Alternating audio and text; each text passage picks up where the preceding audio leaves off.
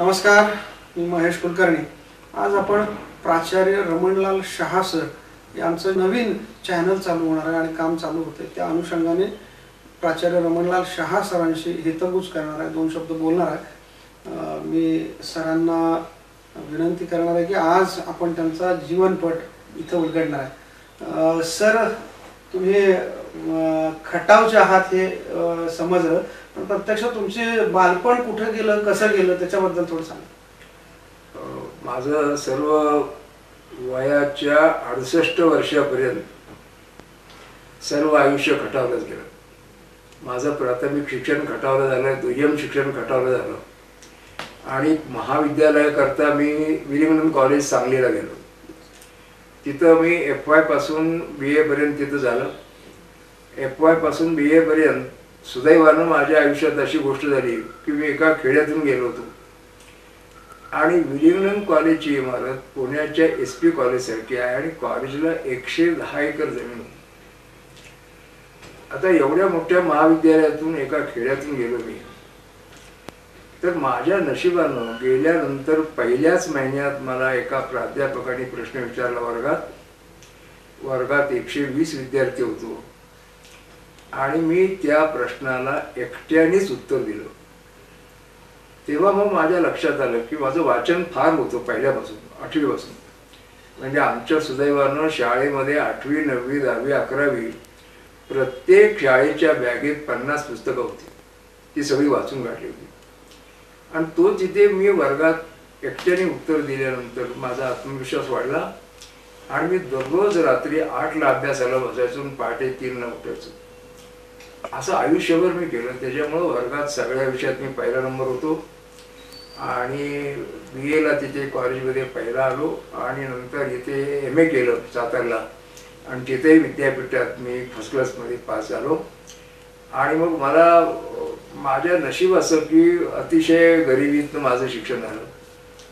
आता एवढे वडील किंवा हे तुम्ही व्यापारी कुटुंबातील, पण वडिलांनी संपूर्ण आयुष्यात एक दिवस काही केलं नाही आणि त्याच्यामुळे जी आमची वाताहत झाली, म्हणजे बोर्डिंगमध्ये पैसे आले नाहीत, 2-2 दिवस उपाशी झोपावं लागायचं। बसला पैसे नाहीत, 3-3 मैल 2-2 मैल चालायचं। अशा पद्धतीने आमचं शिक्षण झालं आणि BTला तर आल्यानंतर त्याच्यापेक्षा पराकोटीचा त्रास झाला, पण ते सगळं निभावून जिद्दीच्या ईर्षेच्या जोरावर गेलं आणि BTचा शेवटचा पेपर देऊन आलो आणि आमचे जे एक हेडमास्टर होते संस्थेचे, तर त्यांनी मला विचारलं तू काय करायचं ठरवलं? आता BTचा शेवटचा पेपर देऊन आलो आणि काय करणार? तर म्हणले ये आपल्या शाळेत। मी खटावला नोकरी लागलो। तिथेच आम्ही संस्था काढली 4-5 वर्षानंतर, स्वतःची संस्था आम्ही काढली। तिथे मग 3 शाळा काढल्या, महाविद्यालय काढलं। अशा तऱ्हेने माझं सारं आयुष्य, मला राजकारणाचा खूप नाद होता, खूप छंद। म्हणजे मला निवडून यायचं नाही कुठे, मला सत्ता नको, पण राजकारणाची आवड असल्यामुळे अनेक खासदार आमदार मंत्री यांच्या वेगवेगळ्या निवडणुकीने भाग घेत होतो। आणि मग BT झाल्यानंतर त्यांनी प्रश्न विचारला। मी खटावच्या शाळेत होतो आणि तिथे 1961ला यशवंतराव चव्हाण आमच्या खटावला येणार होते, त्यावेळी ते मुख्यमंत्री होते आणि अगोदर आमच्या मित्र माझे होते आमदार, ते म्हणाले की तू त्यांचं चरित्र लिही। आता पुस्तकं नाहीत, संदर्भ नाहीत, काही नाहीत आणि 3 आठवड्यात यायचं। मग रात्री 8ला बसायचं आणि सकाळी 6ला उठायचं। असं एका 15 दिवसात ते पुस्तक पूर्ण केलं आणि ते छापून आणलं आणि यशवंतराव चव्हाणांना ते इतकं आवडलं की ते म्हणाले की तू खटावला राहू नकोस, मी तुला मुंबईला अत्यंत चांगली जागा देतो। मी त्यांना सांगितलं मला कुणाकडून काही नको, माझं मरेपर्यंत तुमच्याकडे खाजगी आणि सार्वजनिक काम नाही, मी आहे इथं आनंदात आहे, मला फक्त 110 पगार द्यावा होता। मग असं या ठिकाणी मी BAला असताना माझ्या शेजारी एक विद्यार्थी होता भिसे म्हणून, त्यानं मला हस्तसामुद्रिक शिकवलं आणि ते हस्तसामुद्रिक शिकवल्यानंतर मला एक असा फायदा झाला की BTला असताना इथे PG पाटील होते बॅरिस्टर सातारच्या कॉलेजमध्ये आणि त्यांना याचा नाद असल्यामुळं, छंद असल्यामुळं ते दररोज एकाला बोलत होते आणि त्यावेळी मी त्यांना सांगितलं होतं की तुम्ही विद्यापीठात कुलगुरू होणार। ते विद्यापीठात कुलगुरू झाले आणि परत त्यांना काही जी सेवाला वाढ मिळाली, मुदत वाढ मिळाली नाही. मला म्हणाले काय होणार आता परत, तर म्हणलं तुम्हाला जागा मिळणार चांगली. ते म्हणले रमण तुझं भविष्य चुकणार, विद्यापीठात कुठेही जागा नाही. मी म्हणलं जागा नक्की मिळणार आणि ते MPCC चेअरमन झाले. तेव्हा अशा तऱ्हेनं माझा हा ज्योतिषाचा अभ्यास सुरू झाला. सर, तुम्ही जेव्हा एकीकडं प्राचार्य म्हणून पर्यंत काम केलं, त्याच्याबरोबर शैक्षणिक संस्थेमध्ये खूप मोलाचं योगदान होतं आणि दुसरीकडे तुम्ही ज्योतिषशास्त्रामध्ये हळूहळू रस घेत होता.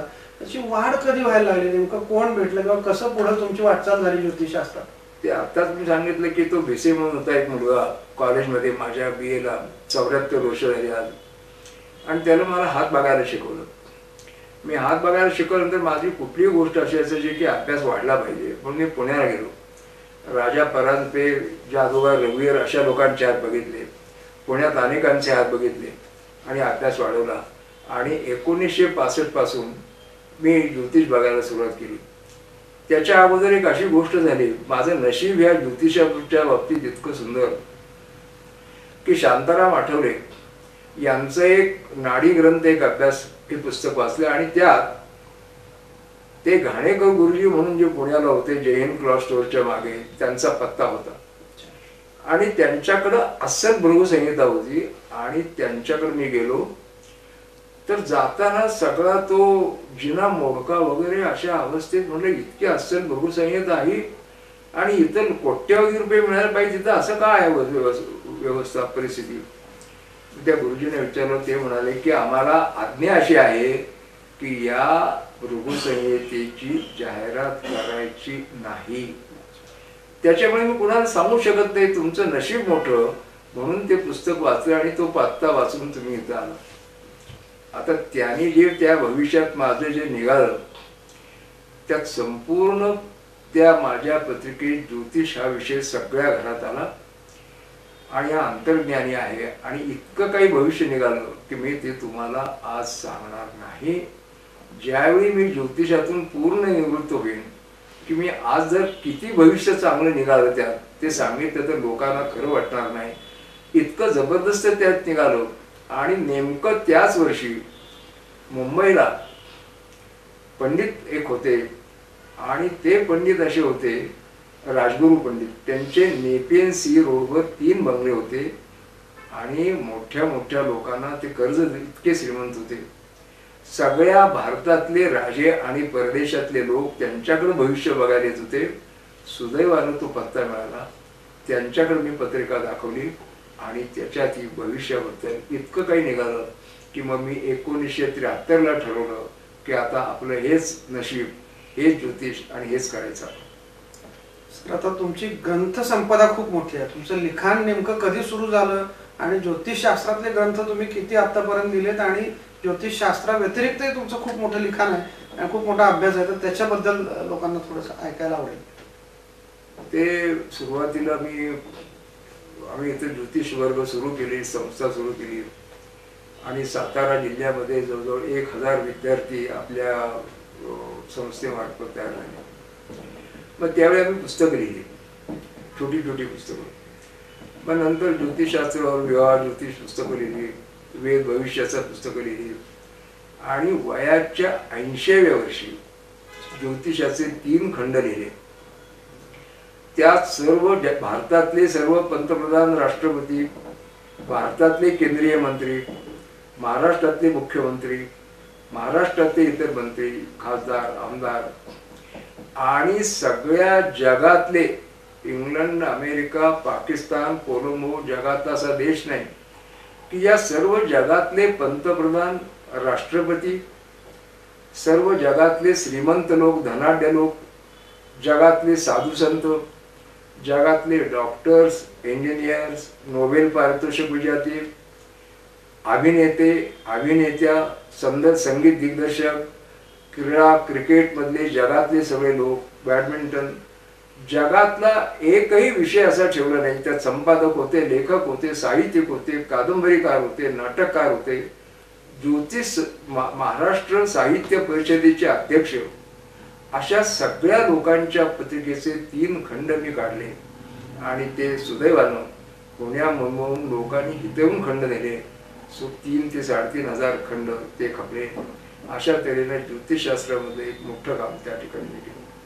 अगदी बरोबर सर. म्हणजे त्या ग्रंथांमध्ये तुम्ही सगळ्या पत्रिका सोडवून दाखवलेल्या आहेत आणि हे महत्त्वपूर्ण कार्य तुमच्याकडून घडलेलं आहे आणि त्या खंडाला अजूनही मोठी मागणी आहे. सर, सामान्य माणसांना या ज्योतिषशास्त्राचा काय उपयोग होतो?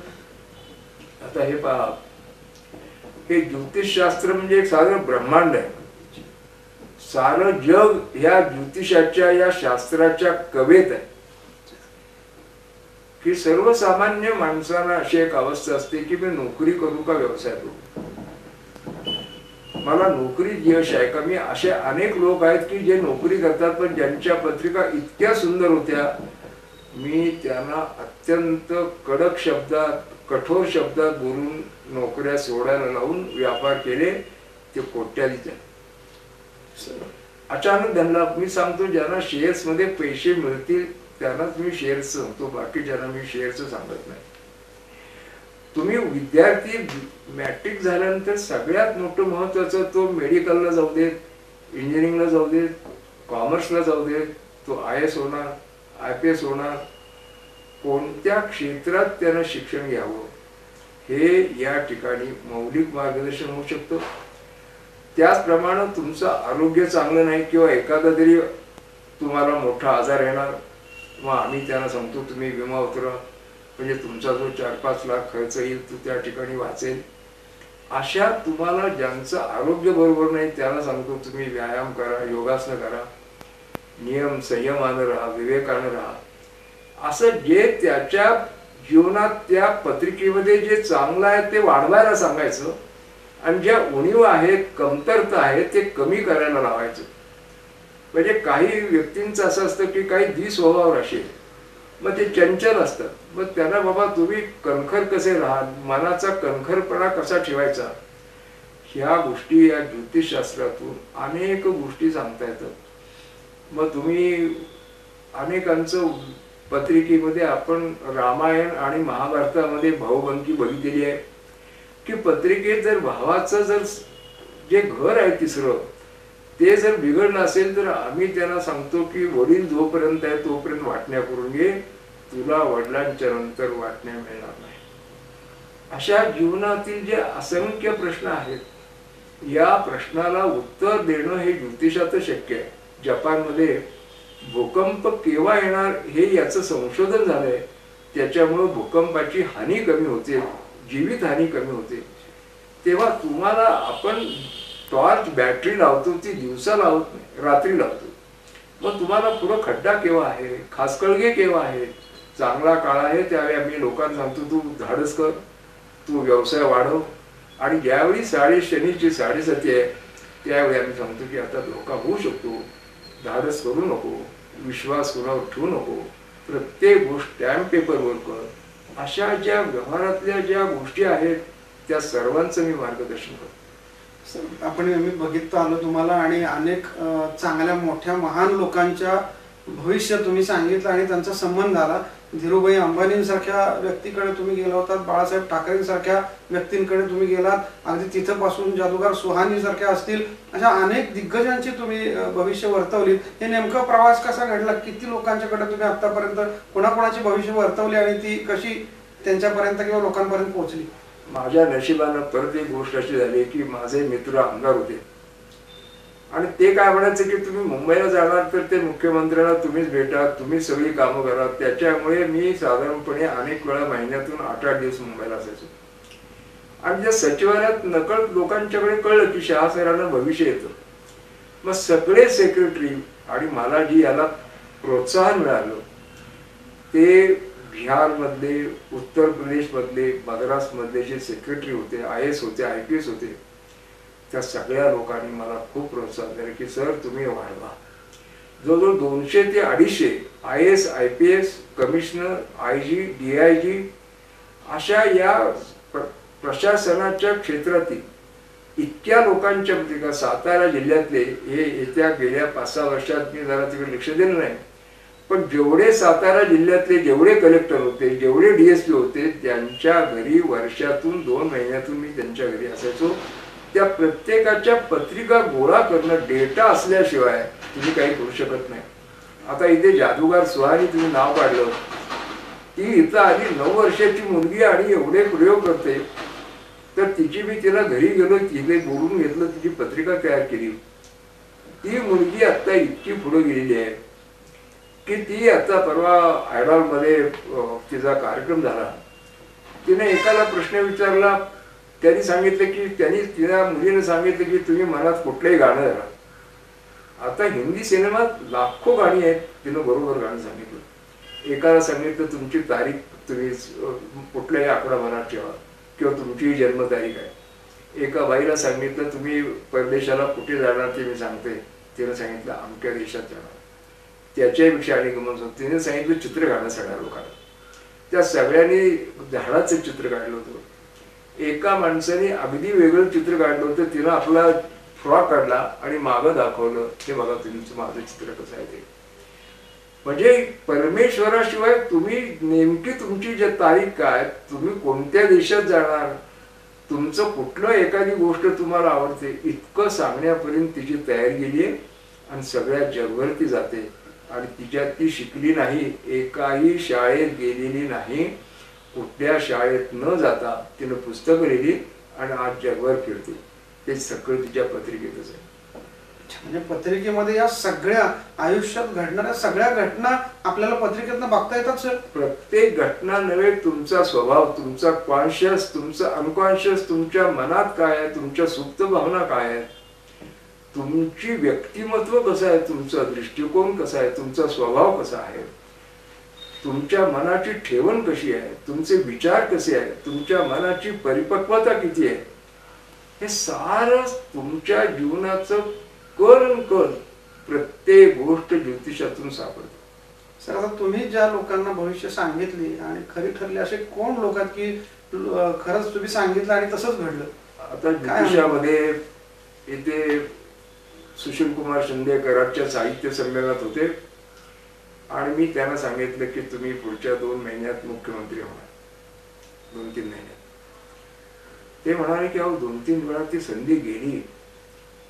सुदैवानं त्यावेळी तरुण भारतचे संपादक त्या ठिकाणी माझ्या शेजारीच बसले होते आणि मग त्यानंतर ते सुशील कुमार शिंदेचं भविष्य खरं ठरलं आणि सुदैवानं इथं न्यायालयाच्या उद्घाटनाकरता ते आले होते आणि मग ते माझ्या घरी आले. 2 तास इथं बसले आणि माझा त्यांनी 3दा हातात हात घेतला आणि तुम्ही मुंबईला यावून सांगितलं. मी त्यांना सत्तेवर असताना मुंबईला दिल्लीला कधीही भेटलो नाही. म्हणलं माझं काही कामच नाही. एकदा मनोहर जोशी इथं सर्किट हाऊसला आले होते. त्यांना म्हणलं तुम्ही मुख्यमंत्री होणार. ते म्हणजे काय सर सांगताय, ब्राह्मणाला कोण मुख्यमंत्री करतोय? मी म्हणलं मी सांगतो तुम्हाला गॅरंटीने मुख्यमंत्री होणार आणि ते मुख्यमंत्री झाले. मग ते मुख्यमंत्री असताना अनेक वेळा मला ते बोलून घेत असत तर मी जात असतो. परत एकदा ते कराडला आले होते, त्यावेळी केंद्रीय मंत्री होते ते आणि मी त्यांना कराडला सांगितलं की तुम्हाला प्रमोशन मिळणार. ते माझ्या अंगावर झाले. अहो सर म्हणाले अटल बिहारी सारखा माणूस पंतप्रधान आहे, मी कसं काय प्रमोशन?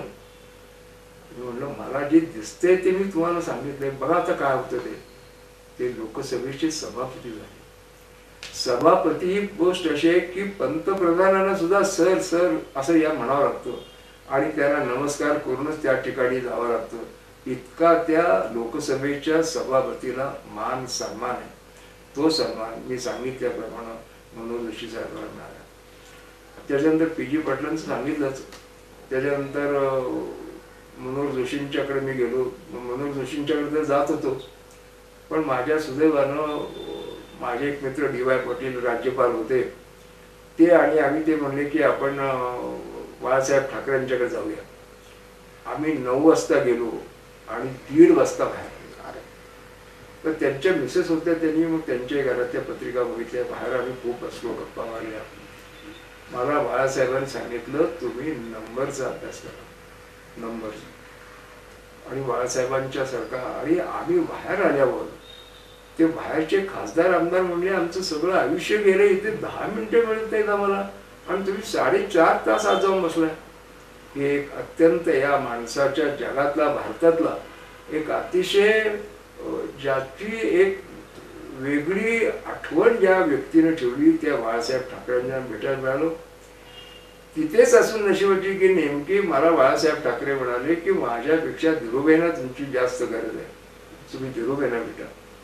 तिथे नेमके धीरूभाईंच्या अंबानीचे सेक्रेटरी तिथं होतेच, पण त्याने लगेच अपॉइंटमेंट घेतली. दुसऱ्या दिवशी अंबानी साहेबांच्या वेळी ते थोडंसं जे ऑफिस होतं ते तळगारात असं सारखं होतं. मग त्यांना आम्ही सगळ्या चर्चा झाल्या. त्यांच्या मुलाची मी त्यांना सांगितलं की तुमचा मुलगा हा लव्ह मॅरेज करणार, प्रेम विवाह करणार. ते टीना मुनीबरोबर त्यांच्या आईनं लग्न केलं आणि त्यांचा विरोध होता, पण मी त्यांना सांगितलं तुमचा मुलगा ऐकणार नाही, याच्या पत्रिकेत लव्ह मॅरेज आहे, हा प्रेम विवाहच करणार. आणि मग त्यांच्या व्यापाराच्या वगैरे सगळ्या अनेक गोष्टींच्या प्रश्नांची मी त्यांना उत्तर दिली. तुम्हाला एक सगळ्यात महत्वाची गोष्ट सांगतो. उठताना मला म्हणाले की तुमची मला माफी मागायची. आता धीरूभाई अंबानी सारखं एवढं मोठं माफी मागायला काय झाले म्हणून ते म्हणाले की तुम्ही आलात त्यावेळी माझी तब्येत बरी नसल्यामुळे मी तुमचं दारापर्यंत येऊन तुमचं स्वागत केलं नाही, याच्याबद्दल मला तुम्ही माफ करा. जगात ही माणसं एवढ्या मोठेपणाला जातात, ती किती मोठी असतात ते याच्यावरून आपल्याला कळतं. त्याच्यानंतर डी.वाय. पाटलांचे राज्यपालांचे मित्र चंद्रशेखर हे अगदी जवळचे मित्र होते. मग दिल्लीला असताना चंद्रशेखर यांच्याकडे मी 3 दिवस सलग जात होतो. एक समाजवादी असताना सुद्धा आम्ही गेलो तर त्यांच्या टेबलावर त्यांच्या पत्रिका पडल्याच. त्यांनी मला विचारलं की माझा प्रश्न राजकीय, मी म्हणलं तुमचा राजकीय प्रश्न विचार. ते म्हणले माझा राजकीय प्रश्न नाही, माझा आर्थिक प्रश्न. तुम्हाला आर्थिक प्रश्न? कारण ते समाजवादी होते आणि प्रामाणिक होते. ते म्हणले इथं 70-80 एकर जागा आहे आणि मला शैक्षणिक संकुल इथं तयार करायचं आहे, तर ते माझी आर्थिक परिस्थितीचं काय होईल किंवा ती या ठिकाणी अशा प्रकारचा पैसा उभा राहील का वगैरे, तर त्याच्याबद्दल मग त्याला मी चर्चेत बऱ्याचशा गोष्टी सांगितल्या. अशा अनेक लोक आणि मुंबईला तरी इतक्या माझ्या आयुष्यात वेगवेगळे विद्यापीठाचे कुलगुरू असतील, वेगवेगळ्या IDBI सारख्या बँकेचे सगळे मुख्य असतील, सगळ्या क्षेत्रातले लोक, सगळ्या महाराष्ट्रातले कमिशनर वगैरे पुण्यातून मुंबईतून पत्ता काढून इथे येत होते. आजपर्यंत सुद्धा सगळ्या क्षेत्रातले जेवढे टॉप्स आहेत सगळ्या क्षेत्रातले, त्या प्रत्येकाचं या ठिकाणी मी भविष्य सांगितलंय. सर आता बराचसा तुम्ही लोकांच्या पर्यंत पोहोचलात आणि एवढ्या मोठ्या लोकांचं भविष्य वर्तवलं, तर समाजाला खूप मोठी गरज आहे की हे ज्योतिषशास्त्र नेमकं आहे काय आणि ते कसं शिकलं जातं किंवा समजायचं कसं. बऱ्याच वेळा ज्योतिषी पण काहीतरी वेगळं उलट सुलट सांगताना दिसतात. अगदी सोप्या पद्धतीनं लोकांना काही शिकवण्याचा तुमचा काही मानस आहे का? पुढच्या काय नियोजन आहे तुमचं? तुम्ही मला हा प्रश्न विचारला. माझं आता 92 वय आहे. अनेक शारीरिक प्रमाणे काही गोष्टी येतात, पण माझी ईर्ष्या आहे, माझं जिद्द आहे की या महाराष्ट्रातल्या ज्यांना ज्योतिष शिकायचं आहे. अजून एक गोष्ट सांगतो की मी ज्योतिष कुठेही शिकलो नाही. माझ्या आयुष्यात जे ज्योतिष मी शिकलोय ते माझं मी सारखा स्वतः अभ्यास करून मी शिकलो नाही. एकाही माणसाकडे मी ज्योतिष शिकायला गेलो नाही. आणि या महाराष्ट्रातले जेवढे ज्योतिषी आहेत तेवढ्या ज्योतिषांना मी भेटलेलो आहे. त्याच्याही पेक्षा एक गंमत सांगतो की एका अधिवेशनाला लंडनचे MK गांधी म्हणून ज्योतिषी येणार होते.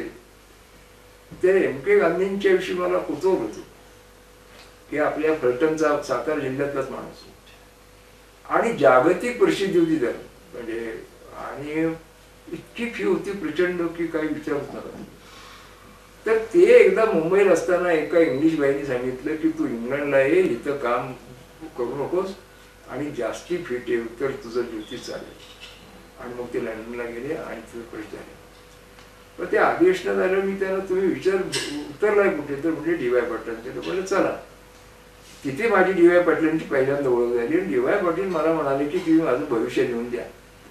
म्हणजे मी अगोदर म्हणला होता MK गांधी सारखा माणूस शेजारी आहे, मी आता काय नाही म्हणजे लिहून द्या.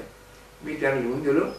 MK गांधींनी मला काही ज्योतिषातलं येत नाही, मी हात बघतो.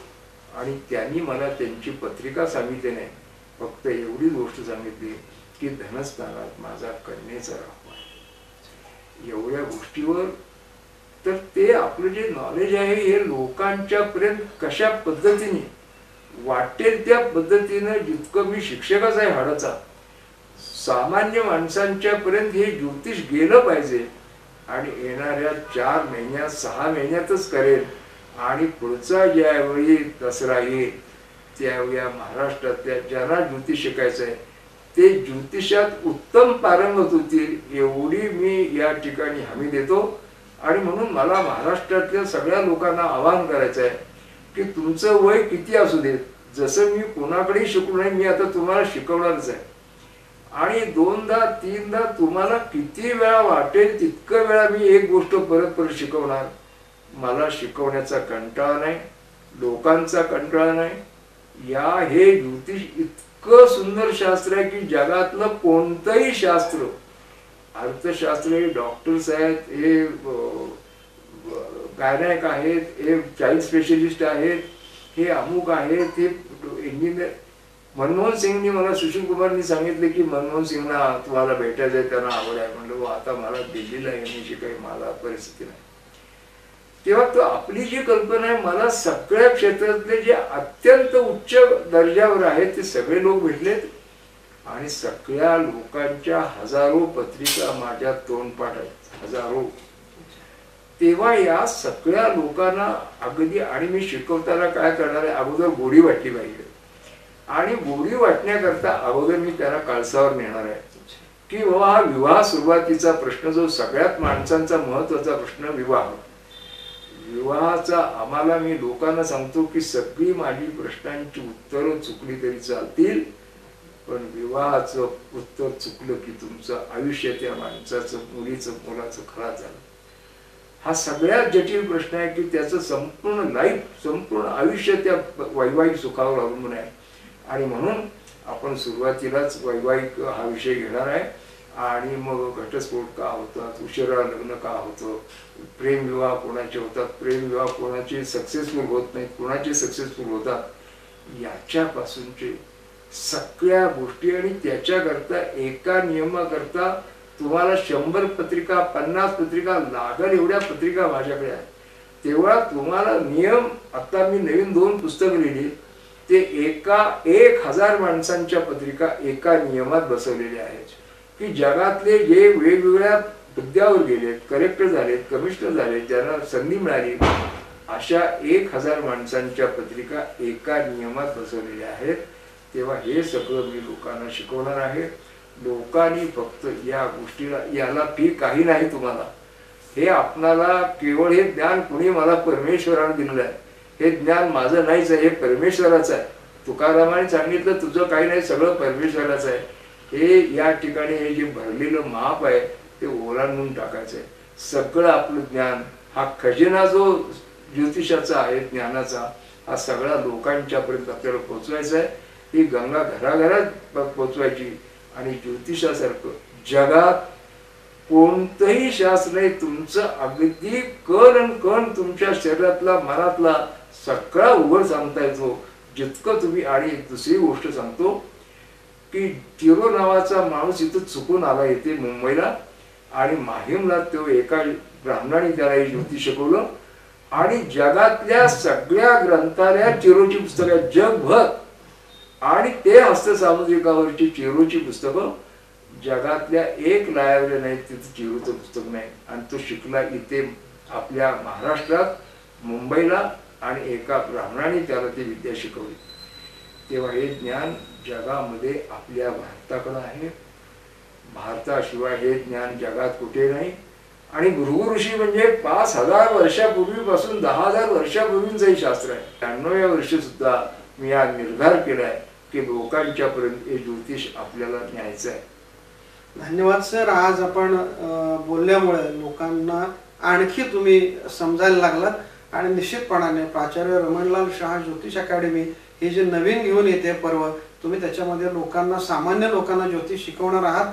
त्याच्याबरोबर राशी भविष्य, आता जे नवीन वर्ष सुरू होणार त्या वर्षाचं भविष्यही तुम्ही त्याच माध्यमातून सांगणार आहेत. लोक सगळे उत्सुक आहेत. हे सगळेजण आपल्याला निश्चित फॉलो करणार आहेत, आपल्यापर्यंत पोहोचणार आहेत. पुन्हा एकदा सर धन्यवाद. थँक्यू. नमस्कार.